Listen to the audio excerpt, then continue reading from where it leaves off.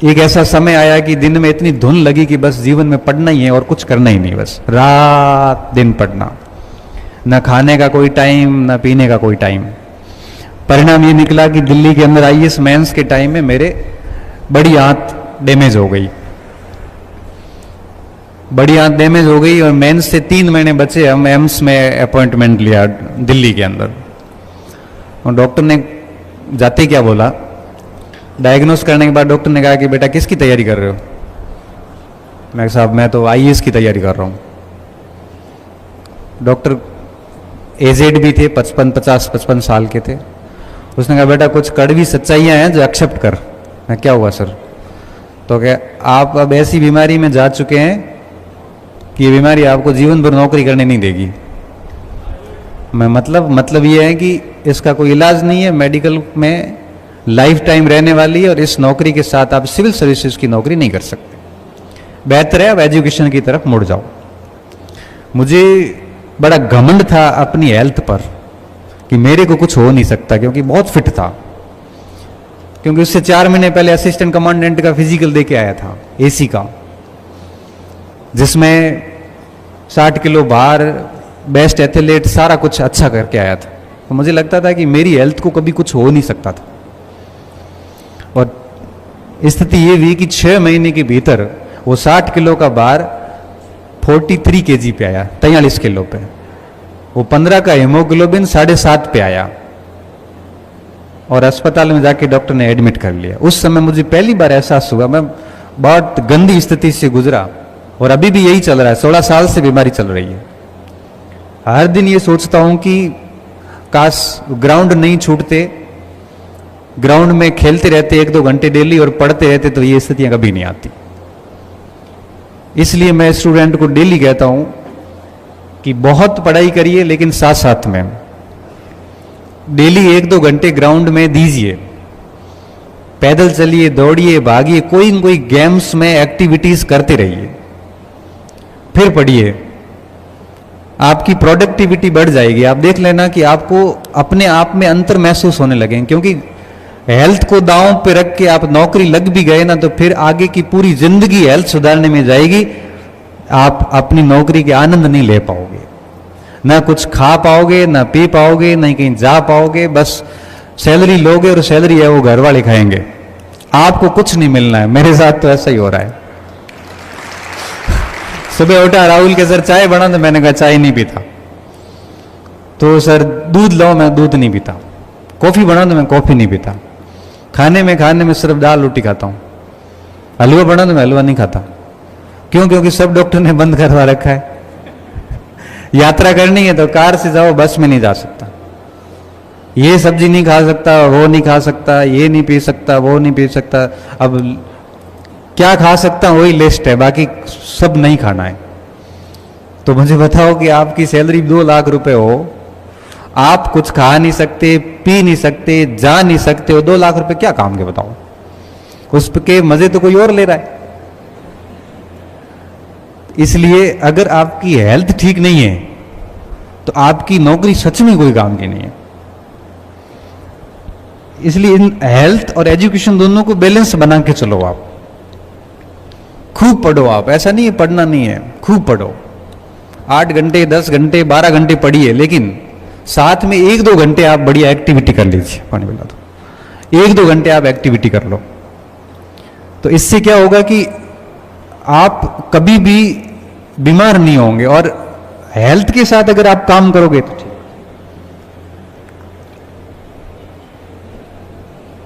तो उसका बहुत बेनिफिट होगा आपको। और ये बात मैं इसलिए कह पा रहा हूं कि मैं इन चीजों से गुजरा हूं। आज भी ये स्थिति होती है कि सुबह शाम 3 टैबलेट के साथ में दिन शुरू होता है, और 1 टैबलेट के साथ में रात को सोना होता है। हर दिन 3 से 4 टैबलेट खाते हैं, तब दिन गुजरता है। आपको मेरी लाइफ बड़ी शानदार लग रही होगी कि यार क्या मस्त है, एकदम छोटी उम्र में प्रोफेसर बन गए, गाड़ियां वगैरह, घर वर, इतनी बच्चे पसंद करते हैं, पढ़ाते हैं, पैसे वैसे कोई कमी नहीं है। ये तो है बाहर की जिंदगी जो आपको दिख रही है।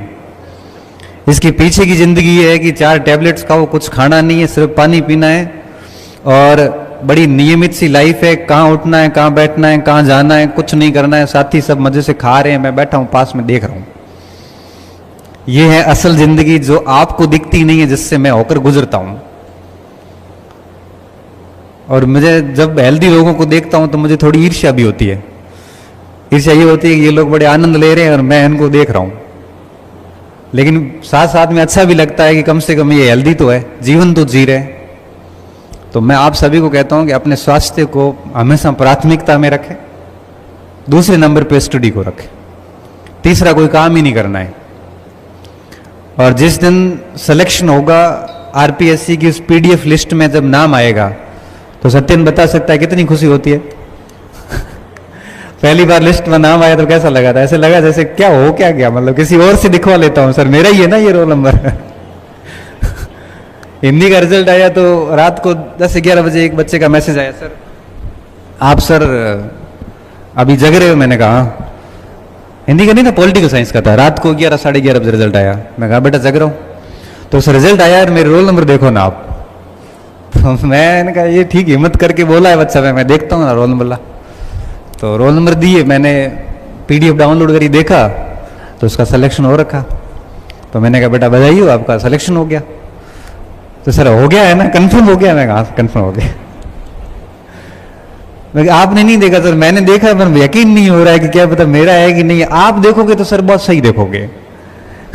इसलिए मैं आपसे एक बार और चेक करवाना चाह रहा हूं, फिर मैं मेरे मम्मी पापा को फोन करूंगा कि पापा मेरा सिलेक्शन हो गया है, एक बार आप मुझे कंफर्मेशन दे दो। मैंने कहा बेटा हो गया है और आप एंजॉय कीजिए। अब वो फोन पे रोने लग गया, मतलब वो फपक फपक के रोते हैं ना कोई, ऐसे मतलब जिसको खुशी के गजब भावनाएं कंट्रोल की हुई हो कई सालों से। 2 मिनट रोने लगा। मैंने कहा बेटा थोड़ा शांत हो जा। और फिर उसके बाद में 2-5 मिनट सर आपका, मेरे को बहुत सारे धन्यवाद बोले। और फिर उसके बाद घर पे, परिवार पे उसने अपना फोन वोन शुरू किया। तो मुझे लगता है कि व्यक्ति के जीवन में इससे बड़ी खुशी कुछ हो नहीं सकती जिस दिन उस पीडीएफ में नाम आता है। जब आरपीएससी की या यूपीएससी की पीडीएफ खुलती है, मेरे छोटे भाई का इंजीनियरिंग बैकग्राउंड था, उसने कहा मुझे भैया आरएस की तैयारी करनी है। मैंने कहा कर बेटा, सपोर्ट मैं करूंगा, कोई दिक्कत नहीं है। मेरा रियल छोटा भाई 8-10 महीने बढ़िया मेहनत की। जैसा मैंने कहा किताबें बता दी मैंने कहा बस 3 चीज़ों का ध्यान रखना, इसके अलावा कुछ पढ़ना नहीं है, और इसको इतना तरीके से पढ़ना है कि ये न लगे कि आधी अधूरी पढ़ाई हो गई। और तीसरा हेल्थ का ध्यान रखना, खाने पीने का ध्यान रखना है। 7-8 महीने पागलों की तरह पढ़ाई करी। और आरएस के अंदर मेंस हुआ, इंटरव्यू के लिए मैंने प्रॉपर गाइड किया, सारी चीज़ें बताई, इंटरव्यू दे के आया। अब रिजल्ट का समय आया, अब रिजल्ट आने वाला था। इंटरव्यू, लास्ट इंटरव्यू के बाद में कभी भी रिजल्ट आ सकता है। तो मेरे को कहा कि आज मेरे भाई साहब रिजल्ट आने वाला है रात को। तो मैंने कहा भाई मैं भी जगूंगा, रिजल्ट तेरा आ रहा है आरएस का, तेरा पहला ही पेपर है। 10 बजे, 11 बजे, 12 बजे रिजल्ट आया नहीं, 11:30 बजे रिजल्ट नहीं आया। मेरे को तो नींद आने लगी। मैंने कहा भाई मैं तो सोता हूँ। वो खुद जयपुर था। 2-1 बजे उसका, 1:30-2 बजे उसका फोन आया। तो मेरा फोन तो पिछले 5 साल से साइलेंट ही है। 5 वर्षों से मेरा फोन साइलेंट ही है। आज तक मैंने फोन को साइलेंट मोड से निकाला ही नहीं है। क्योंकि क्लास में जाता हूं तो बच्चों के सामने फोन साइलेंट रहता है, कोचिंग में जाता हूं तो भी फोन साइलेंट रहता है, जनरली जेब में ही रहता है, साइलेंट ही रहता है। मैसेज का रिस्पॉन्स जरूर कर लेता हूं। मेरा फोन साइलेंट था तो घर के फोन पे फोन आया। 2-3 बार कंटिन्यू आए तो बच्चे उठ गए। उन्होंने कहा कि फोन आ रहा है, चाचा का फोन आ रहा है, चाचा का फोन आ रहा था। मेरा रिजल्ट आया होगा। तो मैंने उठाया, उठाते बोले कि मेरा सिलेक्शन हो गया है। और ऐसे करते करते वो भावुक हो गया। मैंने कहा पागलों की तरह क्या रो रहा है, खुश है? तो क्या मेरा सिलेक्शन हो गया, मेरी 245वीं रैंक आई है और मुझे यकीन नहीं मेरा आरएस में हो गया। फिर मम्मी पापा को फोन किया, वो तो जग रहे थे, उनको तो नींद ही नहीं आई थी, मैं तो फिर भी सो गया था। अब उस रिजल्ट को जानने के बाद में कई दिनों तक मैं भी खुश रहा, हमारे खुश सबके आंसू आ गए आंखों में। क्यों? क्योंकि एक मध्यम वर्गीय व्यक्ति के लिए नौकरी कितनी जरूरी होती है, इसकी कल्पना आप से अधिक आपके माँ बाप करते हैं।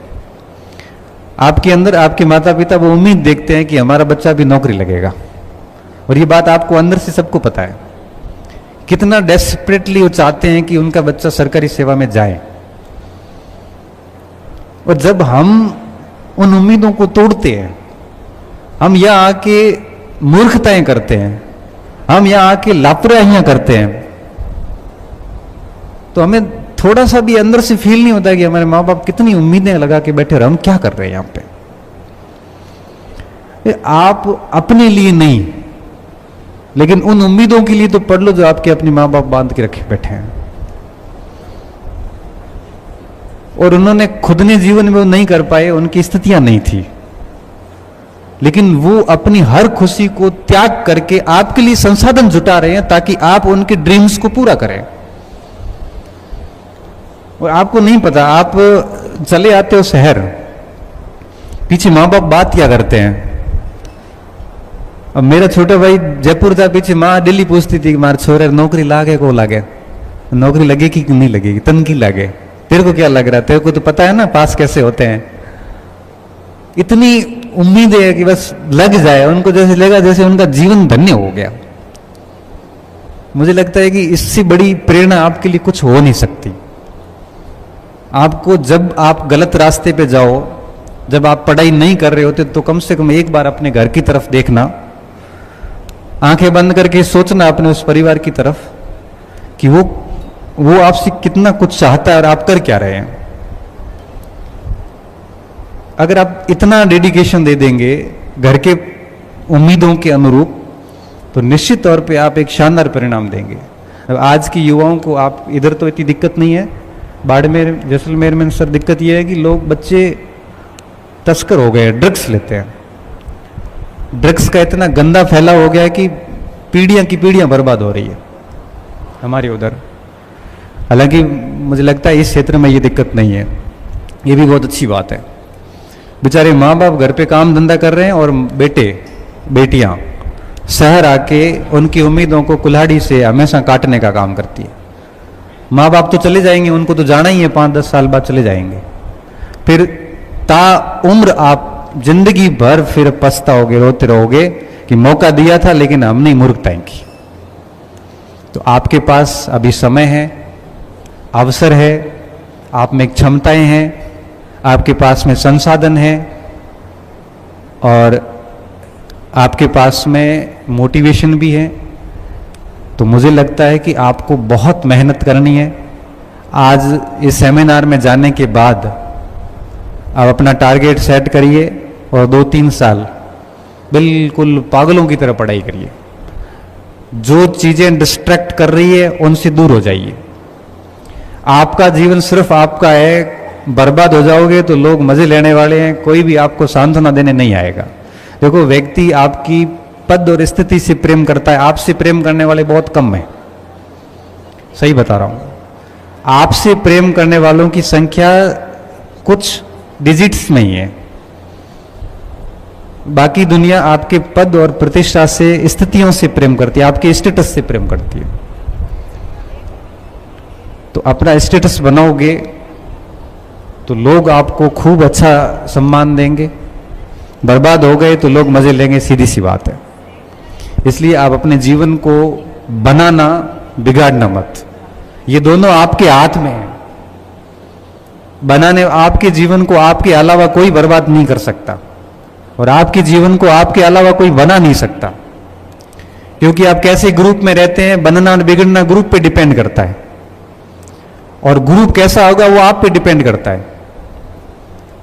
आप अगर चोर उच्चकों के साथ रहोगे तो चोरियां करोगे, भले घर में कितने अमीर हो।